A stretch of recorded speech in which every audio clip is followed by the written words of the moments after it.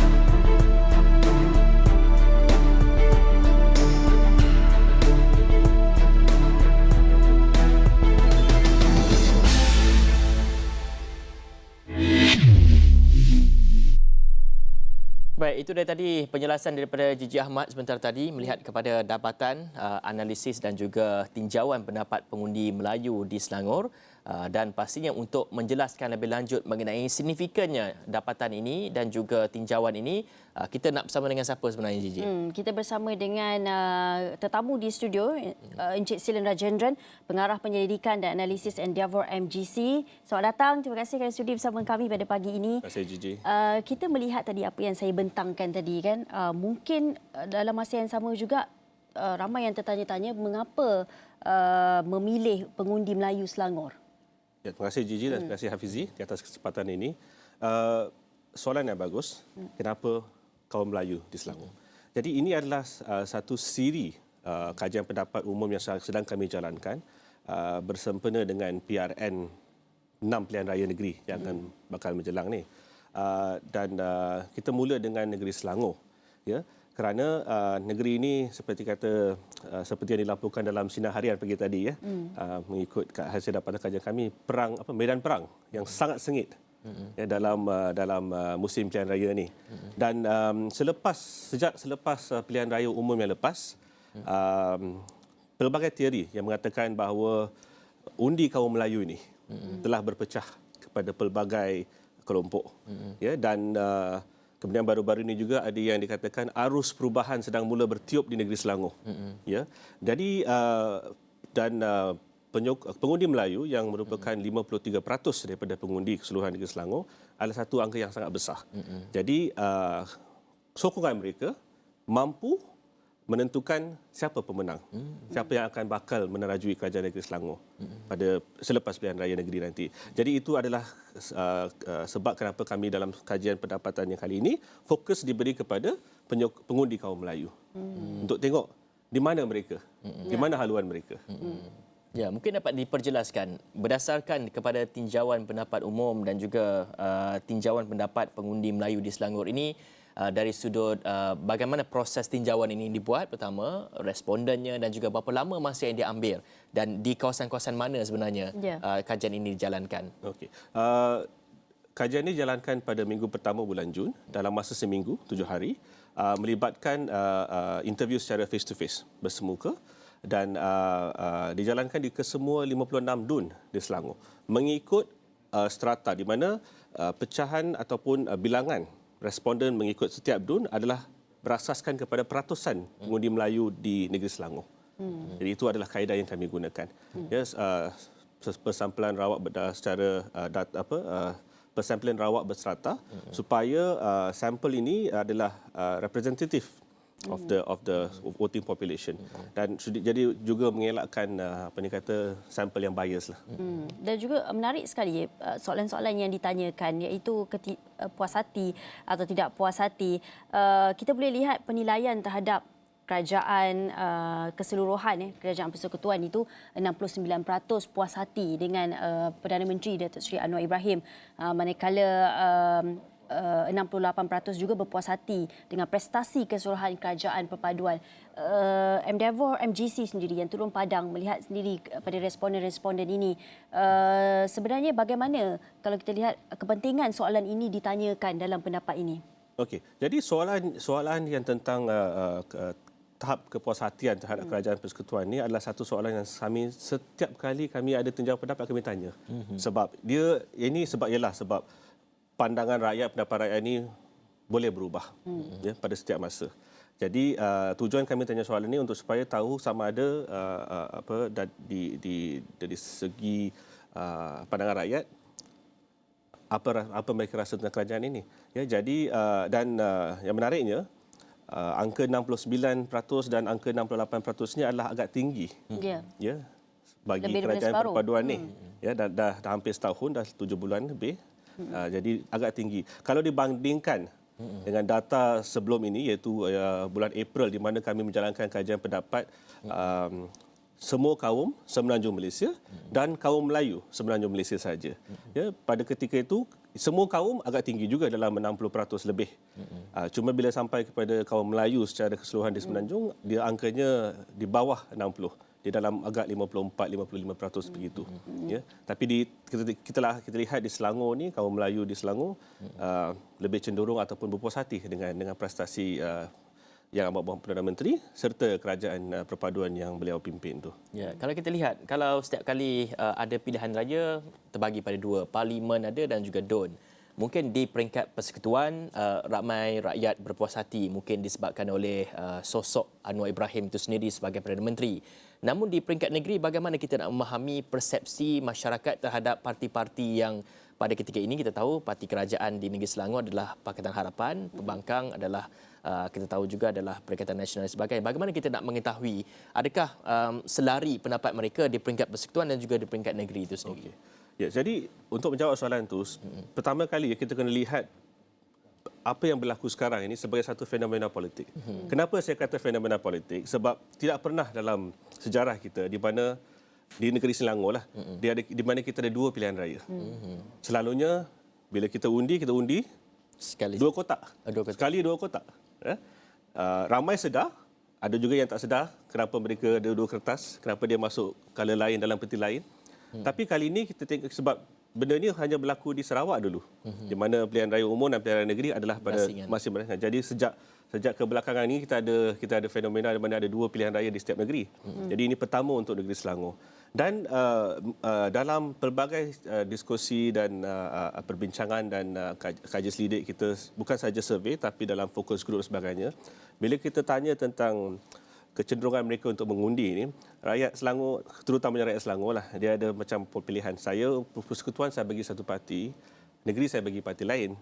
Sebab saya nak hidup saya terjamin. Misalnya lah. Misalnya lah. Ingat betul. Kan? You not the best of the both kan? Jadi dalam dan kalau ambil negeri Selangor ni, sejak perubahan kerajaan pada tahun 2008, ya, di mana Pakatan Rakyat ketika itu mengambil alih puncuk pimpinan negeri, pelbagai inisiatif, pelbagai langkah telah diambil untuk misalnya merakyatkan ekonomi Selangor.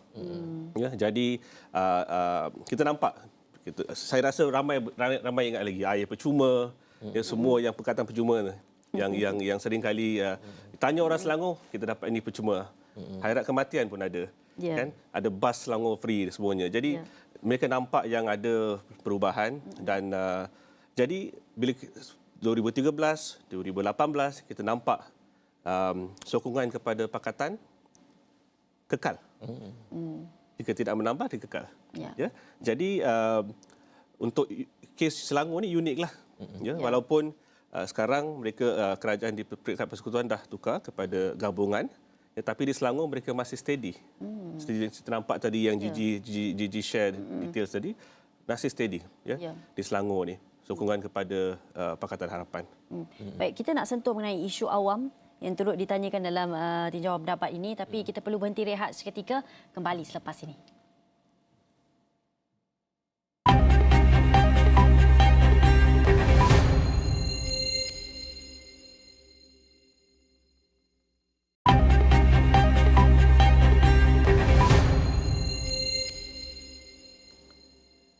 Ya, masih lagi bersama saya Hafizi Rosli dan juga Gigi Ahmad dalam 6 negeri memilih. Kita membawakan satu pendapat ataupun tinjauan pendapat, ya, melihat kepada pengundi Melayu di Selangor yang telah pun dijalankan sendiri oleh Endeavour MGC, dan kita bawakan sekali lagi masih lagi bersama dengan kita iaitu Encik Silen Rajendran, merupakan pengarah penyelidikan dan juga analisis Endeavour MGC, untuk kita bertanyakan mengenai dapatan-dapatan ini dan bagaimana agak sebenarnya kita nak memahami persepsi mahupun kefahaman rakyat mengenai isu-isu semasa, Gigi.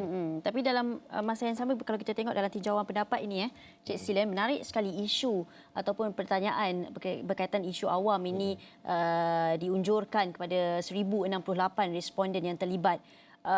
Soalannya mengenai hak orang Melayu. Soalannya, adakah anda rasa hak anda di Malaysia sedang digugat oleh orang lain? Kita nak memahami di sini mengapa soalan ini diunjurkan kepada dalam tinjauan ini. Okey, Gigi. So, objektif di belakang soalan ini adalah melihat kepada trend-trend semasa, trend-trend komunikasi semasa dan sentimen yang semasa yang sedang kita lihat sendiri. Ya, bila ada saja musim pilihan raya, musim politik ni, isu yang sering kali diperhangatkan agama dan perkauman. Betul. Ya. Bila raya, bila cuti kebangsaan, kita semua happy sebagai rakyat majmuk dan sebagainya. Tapi bila dekat ke pilihan raya ni, kita ni seolah-olah dipisahkan. Ada perpecahan. Ada perpecahan. Bukan majoriti je, tapi sebab golongan-golongan tertentu yang berkepentingan, dia seringkali mengungkitkan perkara-perkara ini dan ialah dengan adanya media sosial sekarang, it's a free flow of information. Jadi rakyat pun ada banyak sangat maklumat yang mereka consume. Ya. Cuma jadi soalan ni kita tanya soalan ni supaya nak lihat sama ada strategi-strategi ini oleh pihak-pihak tertentu ni ada kesan ke tidak ke atas pemikiran mereka. Dia nampak sangat ni trend ni sangat membimbangkan. Jumlahnya 63% menjawab ya. Adakah kita perlu risau dengan perkara ini? Dan ini negeri progresif ya. Selangor ni negeri yang progresif. Adakah kerajaan negeri perlu risau? Pendapat saya rasa okey, jangan tengok ini sebagai satu orang kata apa malapetaka ke apalah, tapi saya rasa ini adalah satu message ataupun signal kepada kita bahawa ialah di belakang pemikiran mereka, you know, at the back of their mind, benda ni something yang mereka rasa serius. Jadi kita perlu ambil tindakan-tindakan yang sewajarnya supaya benda ni tidak menjadi yang sesuatu yang sangat serius. Ya. Jadi daripada dasar kerajaan ataupun intervensi dan komunikasi lebih-lebih lagi dah masuk kempen pilihan raya nanti, message tu kenalah berjaga-jaga. Parti politik jangan sebab nak semata-mata nak menang undi, janganlah sebut benda-benda yang boleh menyakitkan ataupun boleh menggugat keharmonian negara kita. Dan kalau tengok kita tengok daripada yang isu ni daripada konteks yang bukan Melayu pun. Ini bukan unik kepada kaum Melayu saja. Ya, sebagai negara majmuk, kita ialah memang kita dah terima hakikat bahawa kita negara majmuk dan pelbagai kaum dan sebagainya. Tapi bila datang ada je isu-isu tertentu, misalnya pemakaian kita ataupun rumah ibadah, kebebasan beragama. Setiap kaum dan setiap agama ada saja dia punya rasa syak wasangka ataupun the insecurity yang katakan yang hak mereka ni kan setelah tindakan menjadikan memberi andaian kepada mereka hak mereka itu tergugat. Jadi ini semua kaum pun ada benda ni. Cuma jangan jangan benda tu diteruskan ataupun dibiar begitu saja sehingga menjadi satu isu yang parah untuk kita tak boleh nak selesai. Ya, pasti yang perlu isu-isu sebegini perlu ditangani ataupun perlu dikendalikan dengan baik kerana kita nak menjagakan sensitiviti dan juga menghormati antara satu sama lain. Selain daripada isu mengenai perkara yang menggugat dan sebagainya, kita nak tahu juga mengenai pendapat umum ni ataupun pendapat awam ni melihat kepada adakah mereka ni cakna kepada isu semasa yang pada ketika ini saya kira kos sara hidup paling tinggi sekali. Adakah mereka ni merasakan isu ni penting dan juga bagaimana agaknya bila melakukan tinjauan pendapat ini mereka tahu, mereka cakna tak dengan keadaan semasa dalam negara kita? Saya rasa mereka tahu, rakyat sebab ialah kita belanja. Bila kita tengok kuasa berbelanja kita tu makin lama makin kurang, jadi kita rasa keperitan tu. Ya. Harga makanan dah melambung tinggi. Saya rasa bila orang yang selalu keluar makan bersama keluarga ni pun dah makin lama makin kurang. Ya. Betul. Sayur dah naik harga. Semalam saya tengok isu kangkung diungkitkan balik. Ya, harga kangkung sudah naik dan sebagainya. Jadi rata-rata kesan daripada inflasi dan kenaikan kos sara ini rakyat dah mula merasa dan mereka hendak kerajaan buat lebih. Ya, ini bukan isu baru, bukan isu baru. Dah berlarutan sejak beberapa tahun yang lepas dan keadaan semasa dunia dan tempatan telah menambah keseriusan isu tersebut dan kerana faktor-faktor pendapatan tak cukup dan sebagainya, jadi isu ni makin lama makin seriuslah. Ya, tapi saya rasa rakyat nak intervensi. Dan juga Encik Silen, adakah perlu dilakukan sesuatu apabila kita lihat dapatan kajian ini menunjukkan 87% tidak mengetahui sebarang dasar atau inisiatif kerajaan untuk membendung inflasi, kurangkan kos sara hidup, sedangkan banyak yang dilakukan oleh negeri Selangor. Saya rasa ini isu komunikasi, Gigi. Ini isu komunikasi. Macam Gigi kata tadi, banyak yang sedang dilakukan. Ya, masih banyak benda yang telah dilakukan. Saya rasa cuma mesej itu tak sampai ke bawah. Ya. Jadi saya rasa dari pihak kerajaan dan pihak yang terlibat perlu mengambil langkah-langkah yang proaktif ataupun kreatif untuk memastikan yang rakyat bahawa rakyat tahu apa inisiatif ataupun apa faedah yang ada untuk mereka ya di depan sana untuk menangani isu-isu kos sara hidup dan kehidupan mereka ni lah. Ya, dalam nak menyebarluaskan informasi-informasi ini yang ramai ahli politik sekarang ni sudah menjurus kepada media sosial, perang di media sosial itu sendiri, tapi kita tak mahu juga di media sosial nanti ada yang berlaku fitnah dan sebagainya, dan pastinya perkara itu perlu ditangani dengan baik sebenarnya, Gigi. Baik, kita ucapkan terima kasih kepada Encik Silen Rajendran kerana sudi bersama dengan kami pada pagi ini untuk sikit sebanyak mengupas mengenai kajian tinjauan pendapat pengundi Melayu di Selangor, dan kita pasti akan ada di negeri-negeri lain, di 6 negeri lain. Gigi. Baik, kita akan nantikan juga dan kita akan bawakan dari semasa ke semasa.